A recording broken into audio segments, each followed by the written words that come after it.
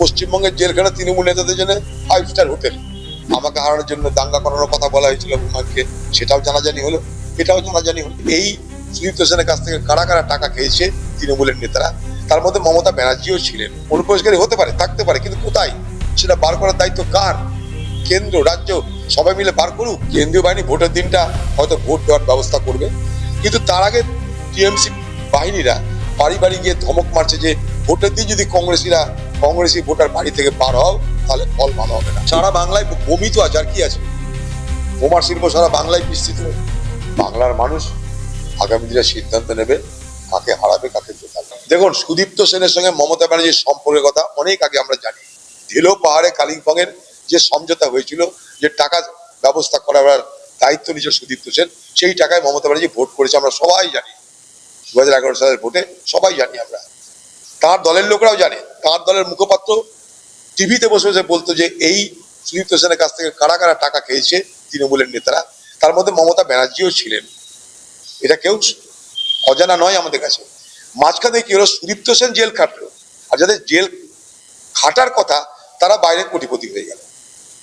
বড় অদ্ভুত প্যারাডক্স। সুদীপ্ত সেন সে জেল খেটে নিল, তার কিন্তু পয়সা নাই, আমার নিজের ধারণা। তৃণমূল নেতারা কিন্তু কামিয়ে নিল, আর সে জেলখানাতে বেরিয়ে যদি তার হিম্মত থাকে বলবে, দেখবে নিশ্চয়ই বুঝতে পারবেন আপনারা। আর এখানকার যে ভদ্রলোক সুদীপ্ত সেনের কেসটাকে ধামাচাপা দিয়েছিল, তিনি রাজ্যসভার মেম্বার হয়ে চলে গেলেন, পুরস্কার প্রাপ্তি হয়ে গেল। কেউ টাকা কামালো, কেউ রাজ্যসভার মেম্বার হলো, আর এই বেচারা সুদীপ্ত সেন জেল খেটে মরল। এটাই পশ্চিমবঙ্গ। আমার তো প্রতিবাদই করছে, হতে পারে যখন বলছে তাহলে সত্য। এসব তো ভোটের আগে নানা রকমের হাওয়া তৈরি করার চেষ্টা করা হয়, সেটা তো প্রমাণ হয়েছে। এর আগে আমাকে হারানোর জন্য দাঙ্গা করানোর কথা বলা হয়েছিল হুমায়ুনকে, সেটাও জানাজানি হলো, এটাও জানাজানি হলো।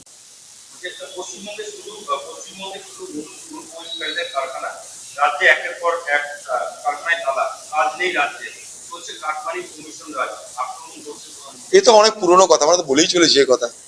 অনুপ্রবেশকারীদের সংখ্যা নিয়ে যা বলছে, এগুলো সব ভুয়ো গল্পগুলো আমি মনে করি, এগুলো বেকার কথাবার্তা। অনুপ্রবেশকারী রাজনৈতিক ইস্যু। ভারতবর্ষে এতদিন ধরে ক্ষমতা আসার পর বিজেপি পার্টি শুধু অনুপ্রবেশকারী, ঘুষপেটিয়া, ধিমাক এদেরকে এই বলেছে, কিন্তু কোথায় তারা তা আমরা জানি না। তারা কোথায় ঘুরে বেড়াচ্ছে, কিভাবে ঘুরে বেড়াচ্ছে তা জানি না, কিন্তু বলা হচ্ছে তারা সব ভারতবর্ষকে দখল করে নিল। ভারতবর্ষের সমস্ত রুটি রুজি সব তারা নাকি কবজা করছে, কিন্তু তারা কারা আমরা কেউ দেখতে পাচ্ছি না। কত মোদি বা অমিত শাহ দেখতে পাচ্ছে, আমরা দেখতে পাচ্ছি না। ওনাদের দৃষ্টি হয়তো আমাদের থেকে বেশি, তাই দেখতে পাচ্ছেন, আমরা কিছু দেখতে পাচ্ছি না। অনুপ্রবেশকারী হতে পারে, থাকতে পারে, কিন্তু কোথায় সেটা বার করার দায়িত্ব কার? কেন্দ্র, রাজ্য সবাই মিলে বার করুক। সেখানে তারা কেউ চুপ। কেন্দ্রীয় সরকারের রিপোর্টে কথা বলছে না যে কোটি কোটি অনুপ্রবেশকারী সব ঢুকে গেছে, তা তো বলছে না। আবার রাজ্য তারাও স্বীকার করে না, অথচ পশ্চিমবঙ্গে বাইরের লোক আসে, না থাকার কি আছে?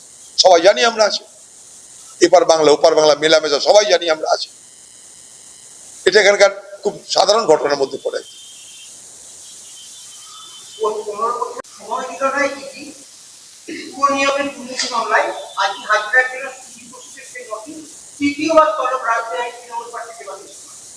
ভালো তো, আমরা তো চাই চোরদেরকে ধরা হোক। টাকাটাকে তলব করে কি লাভ আছে? চোরদেরকে ধরে শাস্তি দেওয়া হোক, তথ্য প্রমাণ সামনে পেশ করে বুঝিয়ে দেওয়া হোক মানুষকে, দেখো এই দেখো চোর ধরেছি। বাকি দুদিন জেলের হাওয়া খাবে। জেলখানা তো পশ্চিমবঙ্গের জেলখানা তৃণমূল নেতাদের জন্য 5 স্টার হোটেল, সেখানে থেকে দুদিন পর বেরিয়ে আসবে, তাতে কি আছে? তাতে তো কোনো মানুষের কাছে ইডিসি তৎপরতা দেখা যাচ্ছে, কিন্তু কাজের কাজ তো কিছু হচ্ছে না। সেই আরজিকর কাণ্ড থেকে আরম্ভ করে সব কাণ্ডে আমরা একই জিনিস দেখছি, এখানে সবকিছুই হয় কিন্তু তার সমাপ্তি হয় না।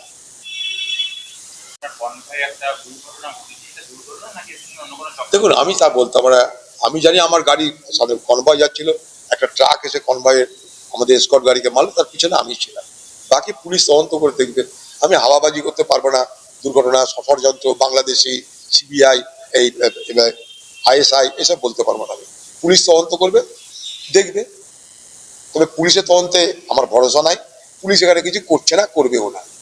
যতই উপরে উপরে সারফেস একটা পরিবর্তন দেখানোর চেষ্টা করা হোক, এসপি বদল, ডিএম বদল, কিচ্ছু হচ্ছে না। পুলিশ যেমনকার তেমনই আসে। এখানে আমাদের কর্মীদের উপর হামলা হলে পুলিশ চুপ করে থাকে, এই দেখছি দেখবো করে থেমে যায়। যা কার তাই আছে পুলিশ। কেন্দ্রীয় বাহিনী ভোটের দিনটা হয়তো ভোট দেওয়ার ব্যবস্থা করবে, কিন্তু তার আগে টিএমসি বাহিনীরা বাড়ি বাড়ি গিয়ে ধমক মারছে যে ভোটের দিন যদি কংগ্রেসি ভোটার বাড়ি থেকে বার হও তাহলে ফল ভালো হবে না, ভোটের দিন আপনার বাড়িতে বসে থাকবেন, মিষ্টির প্যাকেট চলে যাবে। সব জানে সবাই কি ভোট হচ্ছে, এটা বহরমপুরে এটাই হচ্ছে, আমি দেখতে পাচ্ছি। হ্যাঁ, সারা বাংলায় বমি তো আছে, আর কি আছে? বোমার শিল্প সারা বাংলায় বিস্তৃত, প্রতিদিনই পাওয়া যাবে বোমা, যত ভোট আসবে তত বোমার সংখ্যা, বোমার পরিমাণ বৃদ্ধি পাবে। সাধারণ কথা, সারা মুর্শিদাবাদের গ্রামে গ্রামে বোমা মজুত হচ্ছে, জলঙ্গি, দমকল, রায়নগর সব ভর্তি হচ্ছে বোমায়। নাম নিয়ে এদের এত হিংসা যে কেন্দ্রের প্রকল্পের নাম বদলে দেয়। পিএম সংবিধানে দেওয়া শব্দ আসলে হচ্ছে বাংলার গরিব বয়স্কদের।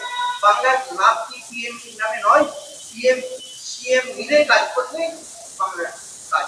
ব্যবস্থা নিচ্ছে না কেন কেন্দ্রীয় সরকার, আমি তো বুঝছি না। যদি পিএম কে না মানে, কেন্দ্রকে না মানে, অনুদান না মানে, তাহলে ব্যবস্থা নেয়নি কেন এতদিন ধরে? এখন ভোটের আগে সব ভাষণ মেনে লাভ কি আছে? ব্যবস্থা নিন আপনারা। এখানে সব দুর্নীতিগ্রস্তদের সবাই ঠিকানা জানে, ইডি পাঠাচ্ছে, সিবিআই পাঠাচ্ছে, গ্রেপ্তার হচ্ছে, ছাড়া পাচ্ছে, মানেটা কি?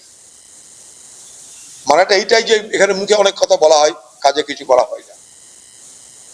পিএম কে তো এটাই জিজ্ঞেস করবো আমরা, আপনার সিবিআই, আপনার ইডি ব্যর্থ কেন হচ্ছে?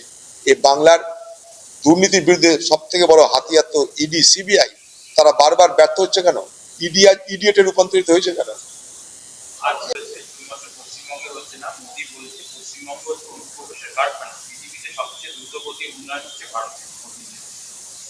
দেখুন, ভারতবর্ষের আজকের আর্থিক পরিস্থিতি সে কথা তো বলছে না যে আমরা সব থেকে দ্রুত গতিতে এগিয়ে চলেছি।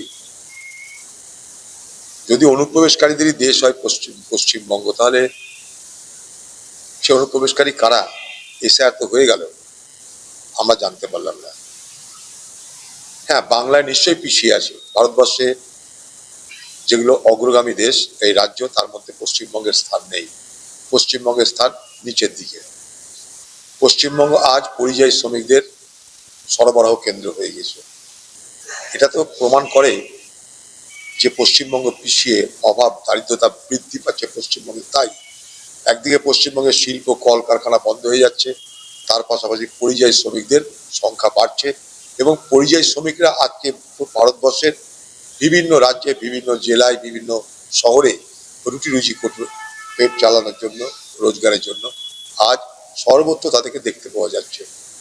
পশ্চিমবঙ্গের দুরবস্থা প্রমাণ পাওয়া যায় সারা ভারতবর্ষ জুড়ে পরিযায়ী শ্রমিকদের অবস্থান দেখে। অবশ্যই পশ্চিমবঙ্গ পিছিয়ে, কিন্তু তার মানে এটা নয় যে পশ্চিমবঙ্গ পিছিয়ে ছিল। পশ্চিমবঙ্গ পিছিয়ে ছিল না, আজ পশ্চিমবঙ্গ নিশ্চয়ই পিছিয়ে।